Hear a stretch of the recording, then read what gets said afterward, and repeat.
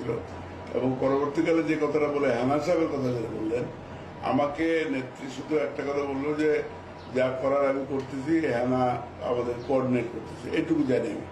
তারপরে উনি যে কথা বললেন, আমি একদিন সোনাগাঁয়ে একটা মিটিংয়ে যাচ্ছিলাম, দেখলাম যে উনি চা খাচ্ছিলাম, আমাকে ডাকলো যে ভাই বড় ভাই কি করে, আমি মিটিংয়ে যাচ্ছি। তখন আমাকে বললো যে এরকম ব্যাপার, উনি যে কথাটা বলে নাই যে আমার কাছে শুনেছে যে হেনার সঙ্গে আলাপ করেন, উনি বলছেন যে এরকম হেনার সঙ্গে যোগাযোগ করতে বলছে, নেত্রী আপনার কিছু বলে নাই, হ্যাঁ বলছে, তাহলে আপনি হেনার সঙ্গে যোগাযোগ করেন, এইটুকু ঘটনা। এবং এইটা পরিকল্পনাটা যেটা ওই যে কালকে যে কথাটা আমি বলেছি যে আমাদের আন্দোলনের একটা মুখ ছিল, এবং মুখের পিছনে একটা সরকার পদত্যাগ করুক, সরকার পরিবর্তন হোক, এর একটা পরিকল্পনা ছিল। সেই পরিকল্পনাটা আমার জানা ছিল না, এটা কোঅর্ডিনেট করেছে শেখ হাসিনা, যেটা উনি ওনার কথা আপনারা পেলেন। এখন সেখানে 70 জন এমপি বাগানো, তাদের পেমেন্ট করার ব্যাপারে উনি যে বললেন যে ওনাকে দায়িত্ব দিয়েছিল, উনি টাকা জমা করে দিতেন। তো এই জিনিসগুলো নিশ্চয়ই সেখানে পরিকল্পনা ছিল। উনি অনেক পরিকল্পনা করেছেন অন্যকে নিয়ে, আমাদেরকে বলেন, আমাদের শুধু বলেছে যে বাইরের মুভমেন্টটাকে। বুঝলাম না উনি কাকে সম্বোধন করেন? উনি আব্দুল আল মিন্টু সাহেবকে। আচ্ছা আচ্ছা। না, কিন্তু আপনি যে বললেন যে আরো কাকে নিয়ে পরিকল্পনা করেছে, আর কাকে নিয়ে পরিকল্পনা করেছে, সে কে কে? না, আব্দুল আল মিন্টু তো বললো না, এটা তো হেনা সাহেব, কিন্তু আপনি বললেন নেত্রী অন্যদেরকে নিয়ে পরিকল্পনা করেছে, যেটা আপনি জানেন না। এই যে ফিনান্সের ব্যাপারগুলো সেগুলো আমি জানি না। এটা আপনি কে জানতো? এটা শেখ হাসিনা করেছেন, উনি ডিল করেছেন। শেখ হাসিনা কি একা একা করেছেন? কাউকে নিশ্চয় নিয়ে করেছে। উনি পার্টির কাউকে রাখে নাই, উনি নিজে ইনাদেরকে আব্দুল আল মিন্টু সিন্টু, তারপরে আরো যারা যারা আছে, বলেন না আমাদেরকে। আমি অত ডিটেলস জানি না। আব্দুল আল মিন্টুকে ওনার সঙ্গে আলাপ করছে, তারপরে আরো এনজিওর যে কি নাম, এই প্রশিকার এনজিওর সঙ্গে ডিল করেছে। আমি কালকে বলেছি সাবের হোসেন ডিল করেছে, সে মানুষ সাপ্লাই দিবে।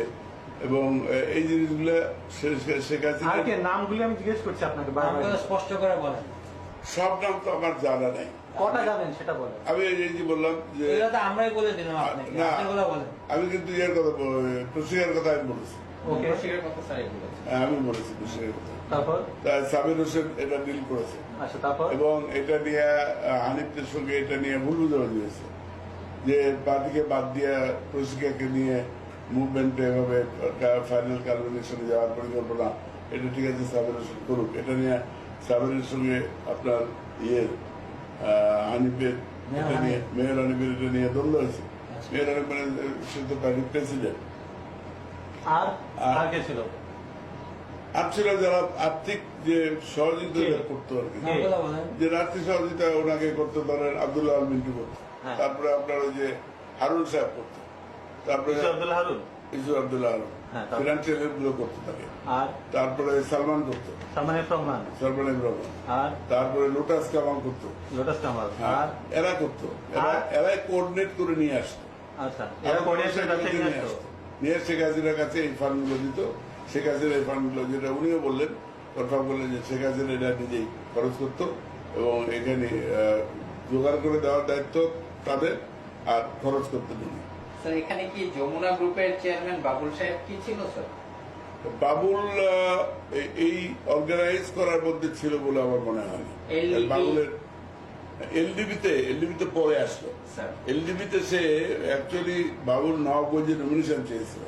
তো নবাবগঞ্জে আমাদের নমিনেশনটা আমরা তাকে দিতে পারবো না বলে নেত্রী বলে দিয়েছে যে আমি দিতে পারবো। তখন সে বলেছে যে আমি 30 কোটি টাকা দেবো আমাকে নমিনেশন দিলে। নেত্রী বলেছে না, আমি দিতে পারবো না, কারণ ওখানে যতবার জায়গা দিতে সে অল্প ভোটে ফেল করেছে, তাকে দিতে হবে। তখন যমুনার বাবুল যায় এলডিবিতে জয়েন করে। এলডিবিতে থেকে নমিনেশনের জন্য আমাদের জোটের, মহাজোটের সেই নমিনেশন প্রক্রিয়ায় যমুনার বাবুলের নামটা আসে। কিন্তু এটা আমরা অ্যাকসেপ্ট করতে পারি না, কারণ নূর আলীকে বাদ দিয়ে আর বাবুলকে দিতে নেত্রী রাজি হয়নি। নুরের ম্যাডামে টাকা দিত, নূর নিশ্চয়ই টাকা দিত।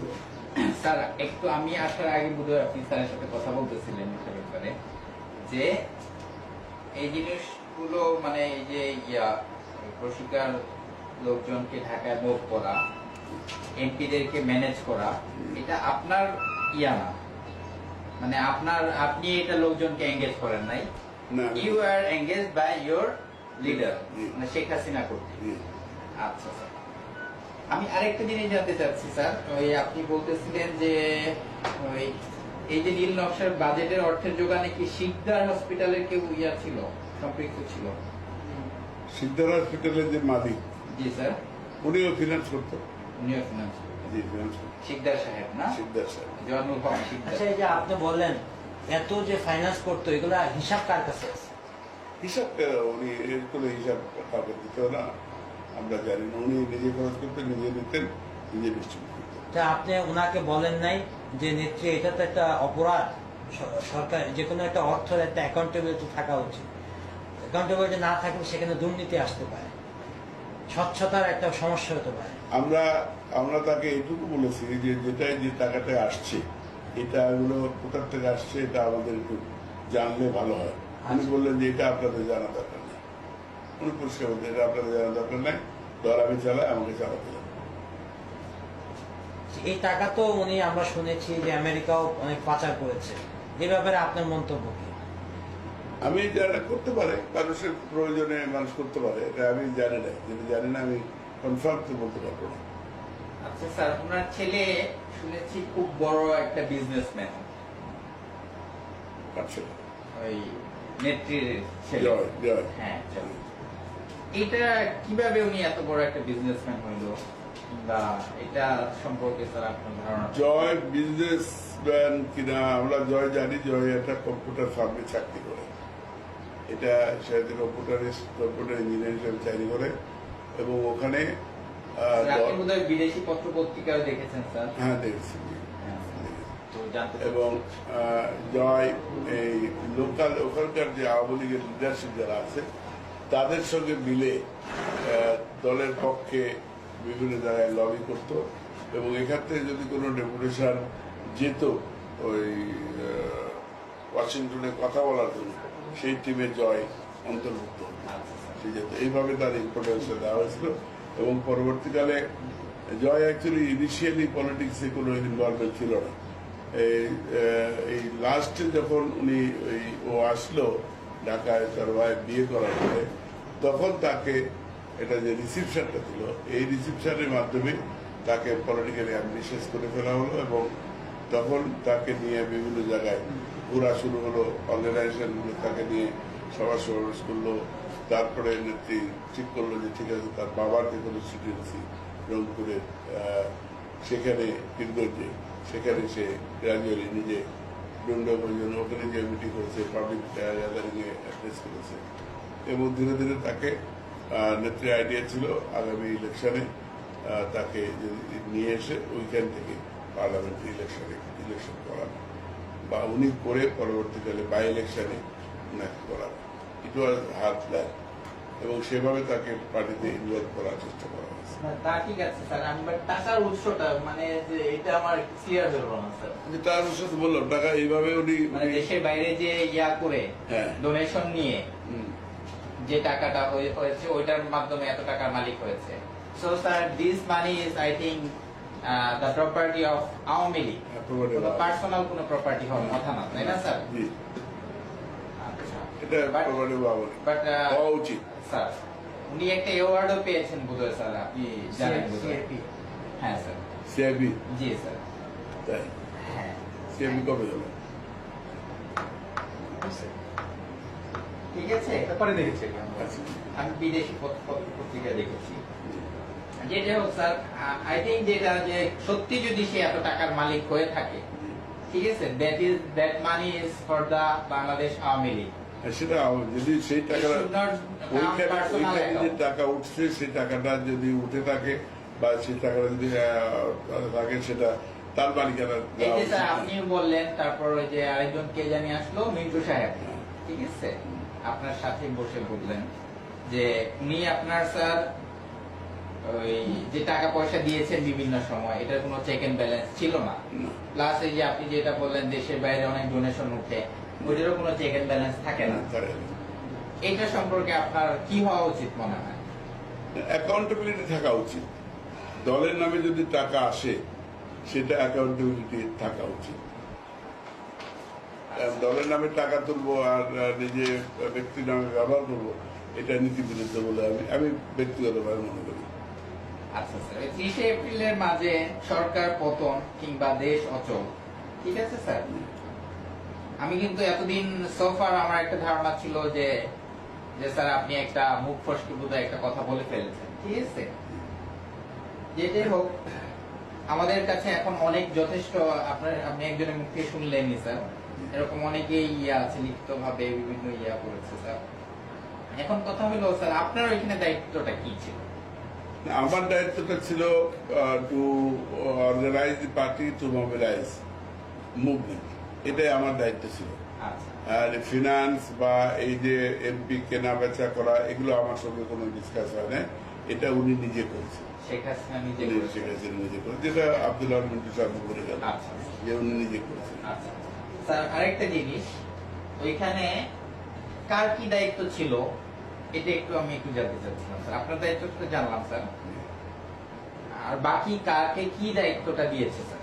এগুলো ওই অন্য পলিটিক্যাল যারা লিডার, যারা আপনি প্রশিকারটা কথাটা বলেছেন, বলেছেন যে এটা সাবের এটা ডিল করেছেন। ডিল করেছে। আর প্রশিকার যে কাজী ফারুক সাহেব আছে, ওনাকে দায়িত্ব দেওয়া হয়েছিল যে লোকজন মোবাইলাইজ করবে জি। প্রশিকার লোকদেরকে। জি। এখানে কি আওয়ামী লীগ পার্টিসিপেট করবেন? আওয়ামী লীগের যে নেতা কর্মীরা আছে, আওয়ামী লীগ অ্যাকচুয়ালি ঘটনাটা তো ওইখানেই হয়েছে। তো প্রশিকা যখন প্রশিকাকে দায়িত্ব দিল এবং আওয়ামী লীগকে বলা হলো তোমরা তাদের শুধু সুপারভাইজ করবা, তাদের পার্টিসিপেশনের কথা বলা হলো। যে আমি কালকে যেটা বলেছিলাম, 2 দিন আগে ঢাকা মহানগরীর নেতৃত্ব ডেকে যেটা ব্রিফ করা হলো, এই ব্রিফতে ওনারা অসন্তুষ্ট হলো। ওনারা বললো যে প্রশিকাকে দিয়ে যদি সাবের আন্দোলন করতে চায়, ঠিক আছে আমরা নন টলারেট করে। এটা হানিফা বললো, মায়া বললো। পরে হলো কি, ঢাকা সিটির যে অর্গানাইজেশনাল মোবিলাইজেশন, সেটা হলো না এবং প্রশিকাও ফেল করলো। তারপরে মুভমেন্টটা ওইখানেই ফেল করে গেল। স্যার আপনার কি মনে হয় এই যে প্ল্যানিংটা যে ছিল, জি। প্ল্যানিংটাতে কোথায় সবচেয়ে বড় ভুল ছিল? হোয়াট ওয়াজ দা, মানে যেটা রং পার্ট, সবচেয়ে বেশি মানে একটা ভুল ছিল, বড় ধরনের ভুল ছিল, এটা কোনটা ছিল?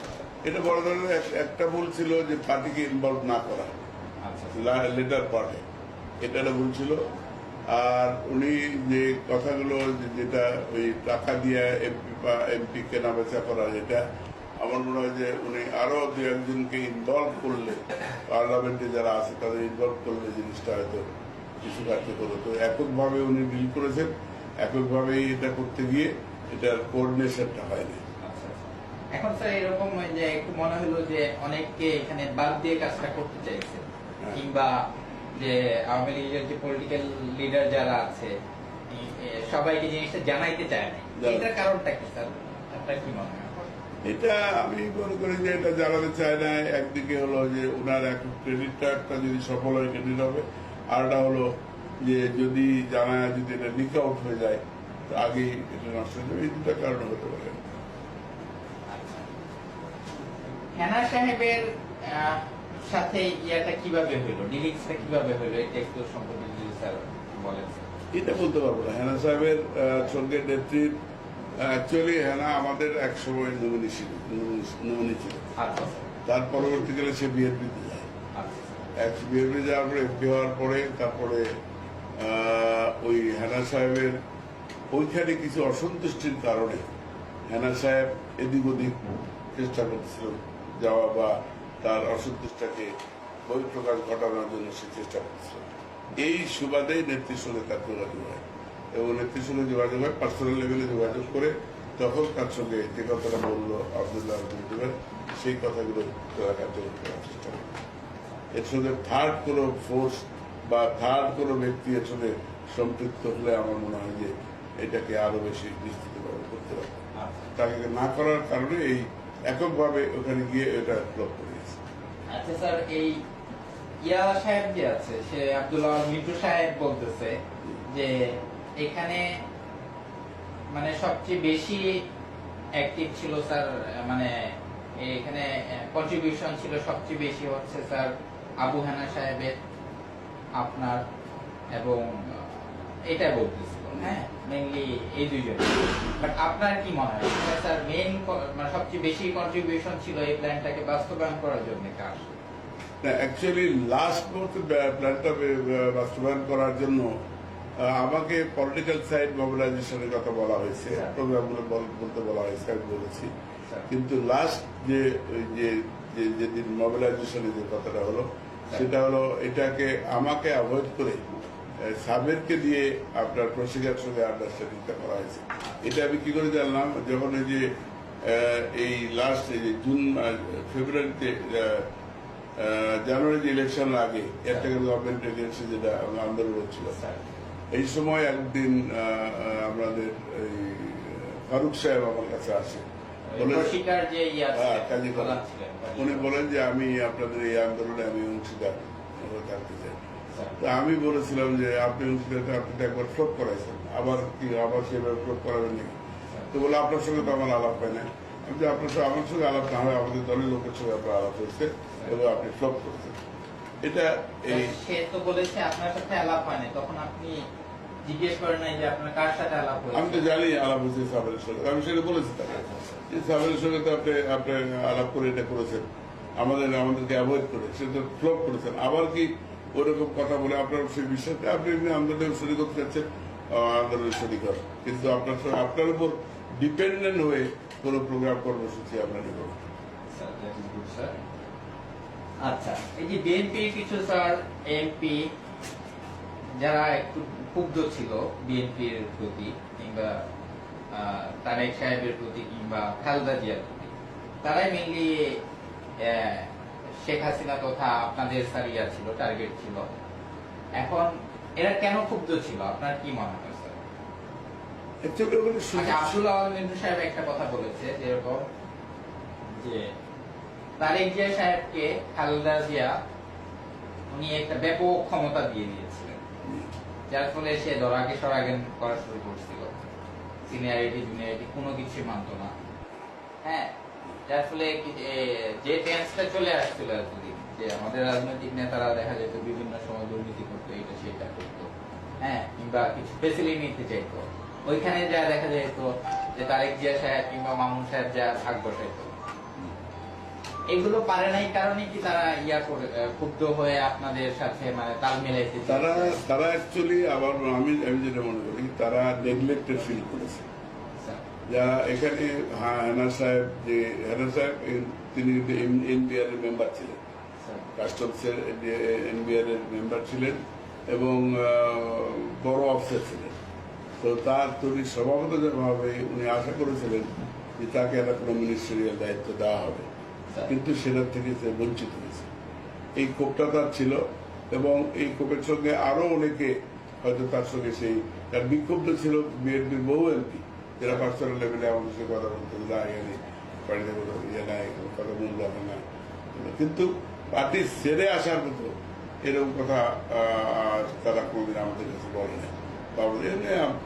বন্ধু বান্ধব যারা আছে তারা বলে যে ভাই এভাবে আর পার্টি করা যাবে না, করা যায়, তারিখ দিয়ে আধিপত্য, তাকে তার আধিপত্য মেনে রাজনীতি করা যাবে না, এর পার্সোনাল লেভেলে অনেকে আমাদের এখন সেই সেন্টিমেন্টটাকে কাজে লাগানোর দায়িত্বটা হেনা সাহেব নিয়েছিল নেত্রীর সঙ্গে আলাপ করে, এবং সেখানেই সে বলেছে যে কথাটা উনি আব্দুল রহমান বললেন যে সে বলেছিল যে এদেরকে 70 জন এমপিকে নিয়ে আসতে গেলে 70 লাখ টাকাও লাগতে পারে।